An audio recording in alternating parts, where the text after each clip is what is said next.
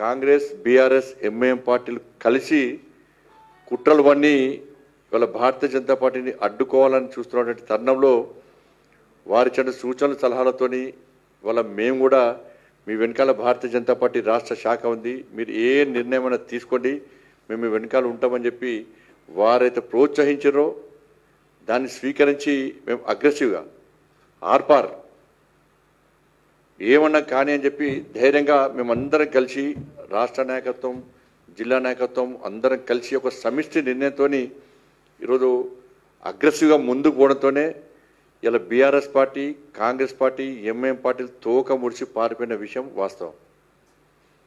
ఇలా BRS party బరిదగించి Congress పార్టీతో కుమ్మక్కవడం, రాష్ట్ర ముఖ్యమంత్రి స్థాయి వ్యక్తి కూడా ఇవాళ కుట్రలు కుతంత్రాలతో బీఆర్ఎస్ పార్టీతో కుమ్మక్కై బీఆర్ఎస్ పార్టీ నాయకులతో మంతనం జరిపి బ్లాంక్ చెక్లు ఇచ్చి ఎన్ని కోట్లంటే అన్ని కోట్లు కియా కార్లు ఆఫర్లు ఇచ్చి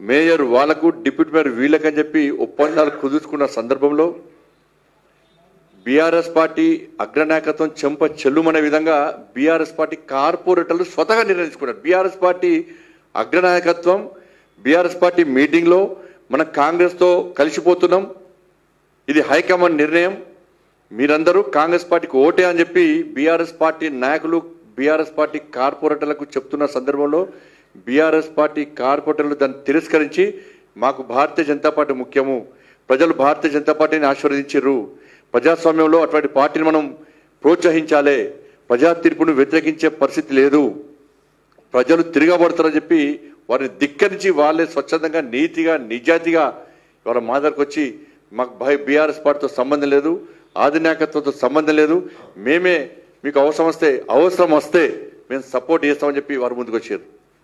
బీఆర్ఎస్ పార్టీ ఏం లేకుండా పోయింది. తెలివిగా ఆ పార్టీ అగ్రనాయకుడు మరి రామచంద్ర గారు ఫోన్ చేసి అన్న మేము బాయ్కాట్ చేస్తున్నాం మీకు మద్దతు కాదు, బాయ్కాట్ చేయడానికి ఆయన మనుషులే రాదు దగ్గర వాళ్ళని అందరూ వచ్చారు రామచంద్ర గారితో మాట్లాడారు, మా బీఆర్ఎస్ పార్టీ కర్మందరూ మాట్లాడారు, అయిపోయింది. ఇక కాంగ్రెస్ పార్టీ వాళ్ళ అధికారం ఉందా లేదా ఇప్పుడే తెలుస్తుంది, వారికి ఇచ్చుకొని చూసుకోవాలి. అప్పుడప్పుడు మీటింగ్ అయ్యే వరకు కూడా మాకు బీఆర్ఎస్ పార్టీ సపోర్ట్ ఇస్తుంది, వాళ్ళు అదే భ్రమలో ఉన్నారు. వాళ్ళు మాకు బీఆర్ఎస్ పార్టీ పక్కా సపోర్ట్ చేస్తుందని చెప్పి కాంగ్రెస్ పార్టీ చెప్పి తిరుగుతున్నారు. ఇటువంటి పరిస్థితుల్లో వీళ్ళ మద్దతు వాళ్ళ మద్దతు లేకుండా కార్పొరేషన్లో భారతీయ జనతా పార్టీ స్వతహాగా ఇలా మేయర్ డిప్యూటీ మేయర్ యొక్క పదవులను ఇలా చేజిక్కించిన విషయం వాస్తవమే. కాబట్టి ఈ సందర్భంగా మాకు అన్ని విధాలా ఆదుకున్నటువంటి మాకు ప్రోత్సహించినటువంటి రాష్ట్ర అధ్యక్షులు రామచంద్ర గారికి కరీంనగర్ భారతీయ జనతా పార్టీ కార్యకర్తల తరఫున మా అందరి తరఫున వారికి హృదయపూర్వక ధన్యవాదాలు తెలియజేస్తూ ఇదే స్ఫూర్తితోని నెక్స్ట్ జరిగేటువంటి జిహెచ్ఎంసీ ఎన్నికల్లో 70 లక్షల జనాభా ఉంటే దాదాపు 30 లక్షల మంది ముస్లిమ్సే. ఇలా ఏ ముఖ్యమంత్రి అయినా కూడా ప్రజల కళ్ళలో ఆనందం చూడాలనుకుంటాడు, కానీ ఈ రాష్ట్ర ముఖ్యమంత్రి ఓవైసీ కళ్ళలో ఆనందం చూడడానికి ఇవాళ వాళ్ళ తాతలాస్తి రాసిచ్చినట్టు ఇలా ఎంఐఎం పార్టీకి రాసిచ్చినటువంటి పరిస్థితిని ఇలా భాగ్యనగర్ ప్రజలు ఎవ్వరు కూడా హర్షిస్తలేరు, చాలా ఆగ్రహంతో ఉన్నారు. ప్రజాభిప్రాయం లేదు, అఖిలపక్ష సమావేశం లేదు, స్థానిక ఎంపీ ఎమ్మెల్యేలకు అభిప్రాయం లేదు, ఏకపక్ష నిర్ణయంతో దారుస్థలం నుంచి వచ్చిన ఆదేశాలను పాటించి ఇవాళ 3 ముక్కలు చేయడం అవుతుందో దీనంతా సిగ్గులేని వ్యవహారం ఇంకోటి ఉండదు.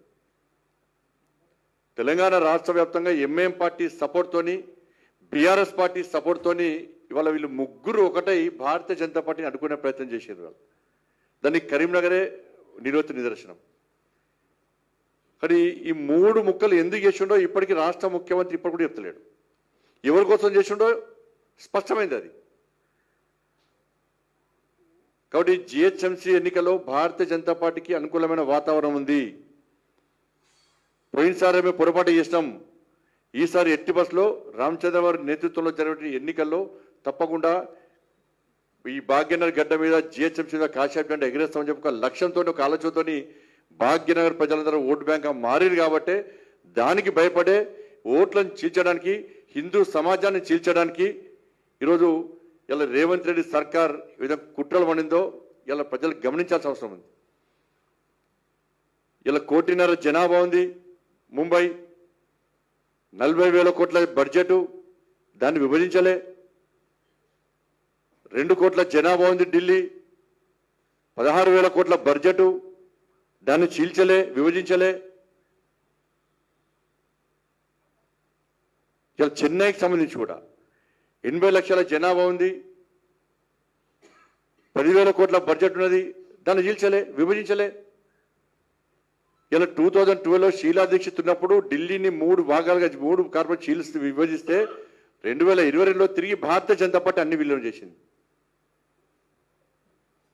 ఇక్కడ 1 కోటి మందికి దాదాపు సేవ చేస్తూ 8,000 కోట్ల బడ్జెట్ ఉన్నటువంటి భాగ్యనగరాన్ని చీల్చడానికి కారణం ఏందో రాష్ట్ర ముఖ్యమంత్రి చెప్పాలి. ఇలా ఇప్పుడు చూసిన మొద్దు శ్రీను ఏదైతే భావకళలో ఆనందం చూడడానికి చేసినట్టు ఇప్పుడు అందరూ భాగ్యనగర ప్రజలు అందరూ కూడా రేవంత్ రెడ్డి ముఖంలో మొద్దు శ్రీను చూసుకుంటున్నారు.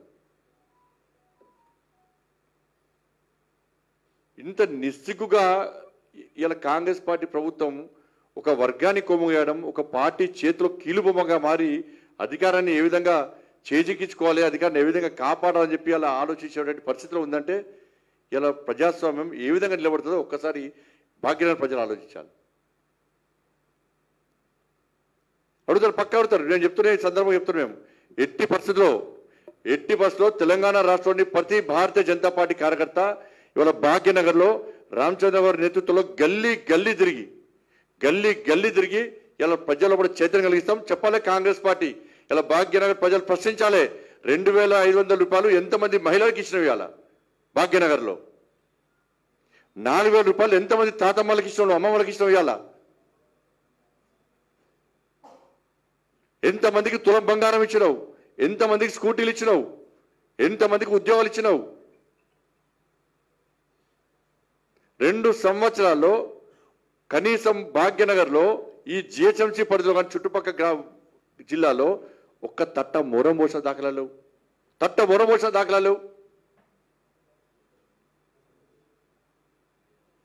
ఇవాళ తెలంగాణకు రాజధాని, తెలంగాణ రైజింగ్ అని చెప్పి గ్లోబల్ సమ్మిట్ పెట్టినావు. 5,70,000 కోట్ల రూపాయలు పెట్టుబడులు వచ్చినాయి. ఎక్కడున్నాయి అవి?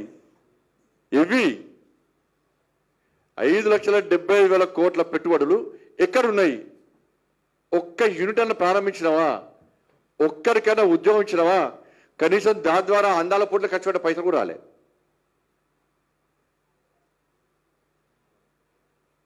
దావోస్ 2 సార్లు పోతివి, 2,18,000 కోట్లు వాళ్ళ పెట్టుబడులు వచ్చినట్టు ఏడమైనా అవన్నీ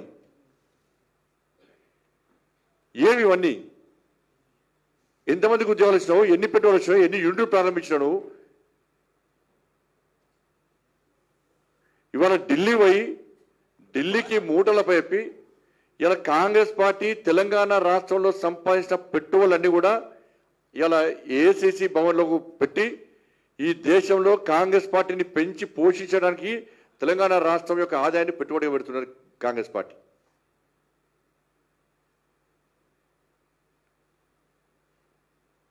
టీపీసీసీ కాదది, T4C Telangana corruption collection commission Congress. Telangana collection corruption commission Congress, T4C.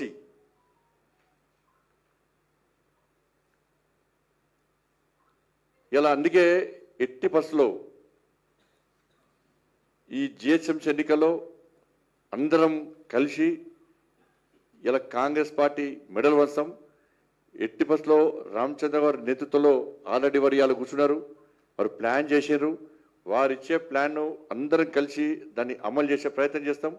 ఈ భాగ్యనగర్లో ఏం చేసినా నువ్వు 3 ముక్కలు చేస్తావా 4 ముక్కలు చేస్తావా, నీ కాంగ్రెస్ పార్టీని ఎటు కాకుండా మూసీ నదిలో ఆ ట్యాంక్ బండ్లో ఇలా భాగ్యనగర్ ప్రజలు పడేయడం ఖాయం. నీకు దిమ్మ తిరిగే విధంగా ఇవాళ భాగ్యనగర్ ప్రజలు సమాధానం చెప్పబోతున్నారు. నేను భాగ్యనగర్ ప్రజలకు అప్పీల్ చేస్తున్నా, కాంగ్రెస్ పార్టీ వాళ్ళు వస్తే ప్రశ్నించండి, ఏం చేశారు భాగ్యనగర్కి? వాళ్ళు చేసేది కేంద్ర ప్రభుత్వాన్ని విమర్శించడం తప్ప కేంద్ర ప్రభుత్వం ఇచ్చే నిధులను దారి మళ్లించి కేంద్రం చేస్తున్న అభివృద్ధి విషయంలో వాళ్ళ ఫోటోలు పెట్టుకొని కేంద్రం ఏం చేయలేదని చెప్పి ఒక తప్పుడు ప్రచారం చేయడం తప్ప కాంగ్రెస్ పార్టీ 2 సంవత్సరాలు ఏం చేసిందో మీ ఇంటి ముందరకు వచ్చే కాంగ్రెస్ పార్టీ నాయకులు ప్రశ్నించండి. ఇప్పుడు ప్రశ్నించకుంటే ఇలా భాగ్యనగర్ ప్రజల భవిష్యత్తు అంధకారం అవుతుంది, మన బతుకులు సర్వనాశనం అవుతాయి. కాంగ్రెస్ పార్టీ ఇవాళ మోసపూరితమైన పార్టీ. మన బతుకులు నాశనం చేయడానికి, అక్రమంగా డబ్బులు సంపాదించుకోవడానికి, ఢిల్లీకి మూటలు అప్పచెప్పడానికి మాత్రమే కాంగ్రెస్ పార్టీ తెలంగాణ రాష్ట్రంలో అధికారం ఉంది తప్ప ఇలా భాగ్యనగర్ బాగు చేయడానికి మాత్రం కాదన్న విషయాన్ని ఇలా భాగ్యనగర్ ప్రజలు గుర్తించాలి. అడగండి, పక్క అడగండి, ప్రతి ఇంటికి వచ్చే కాంగ్రెస్ పార్టీ అడగండి. టీఆర్ఎస్ పార్టీ 11 సంవత్సరాలు ఏం చేసాడు? కాంగ్రెస్ పార్టీ 2 సంవత్సరాలు ఇచ్చిన హామీలు గ్యారంటీ ఏడవైనాయి. ఇంత రామచంద్రరావు చెప్పాడు రిటైర్మెంట్ అనేటువంటి 60-65 సంవత్సరాలు దాటిన వాళ్ళు హైదరాబాద్కి వచ్చి మేము దాచుకున్న పైసలు మాకు ఏంటి సార్, మాకు అప్పులు లేదు సార్, మాకు కొడుకు బిడ్డలు పెళ్లి చేయాలి, వ్యాపారాలు చేసుకోవాలి, అప్పులు కట్టాలి, ఇల్లు కట్టుకోవాలని చెప్పి దండం పెట్టి కాలు మొక్కి అడగడానికి హైదరాబాద్కి వస్తే వాళ్ళని లాఠీచార్జ్ చేసి వాళ్ళని గురవర గుంజుకపోయి వ్యాన్ లెక్కించి అరెస్ట్ చేయడానికి సిగ్గులేదు అనడుతుంది రాష్ట్ర ప్రభుత్వానికి. డిఏలు ఇస్తలేవు,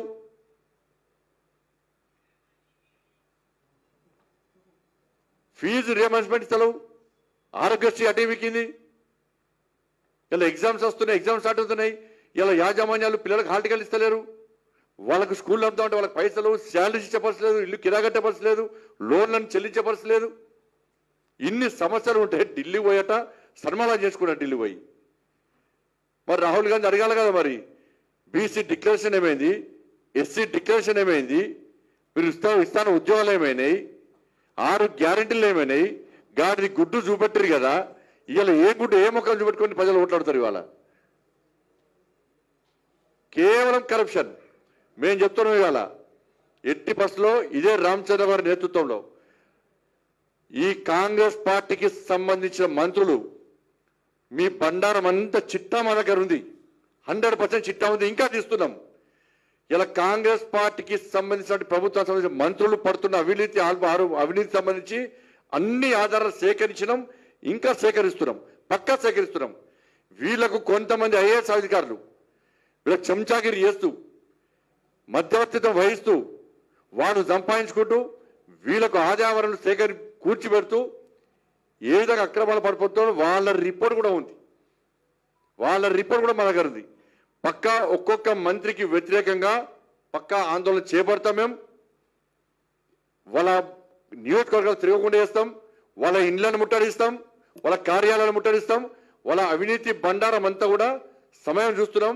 వారి యొక్క ఆలోచన మేరకు, రామచంద్ర గారి ఆలోచన మేరకు తప్పకుండా చిట్టా వాళ్ళ ఇంటి ముందుకు వచ్చే వాళ్ళ చిట్టా బయటపడతాం. అన్నీ ఉన్నాయి. మీరు ఎవరో కమిషన్ తీసుకున్నారు, చాలా మంది మంత్రుల విషయంలో వచ్చి మాకు చూపడిన ఆడియో రికార్డులు కూడా ఉన్నాయి మా దగ్గర.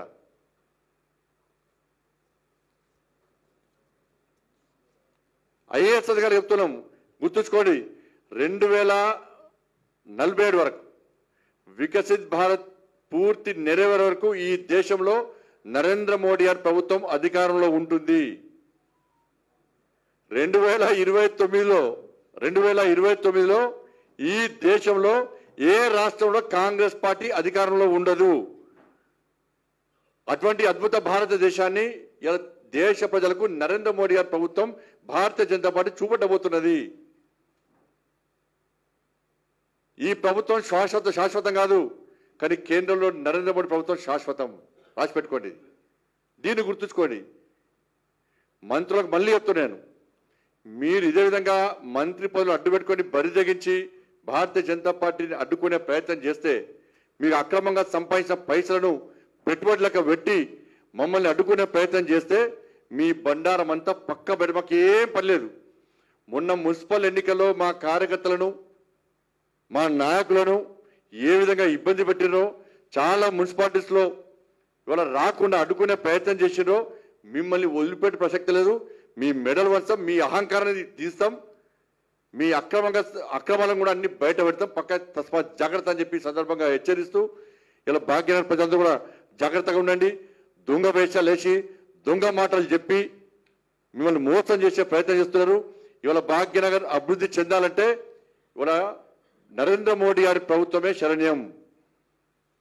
మీరిచ్చే తీర్పు తెలంగాణ రాష్ట్ర భవిష్యత్తు నిర్ణయించబోతున్నది.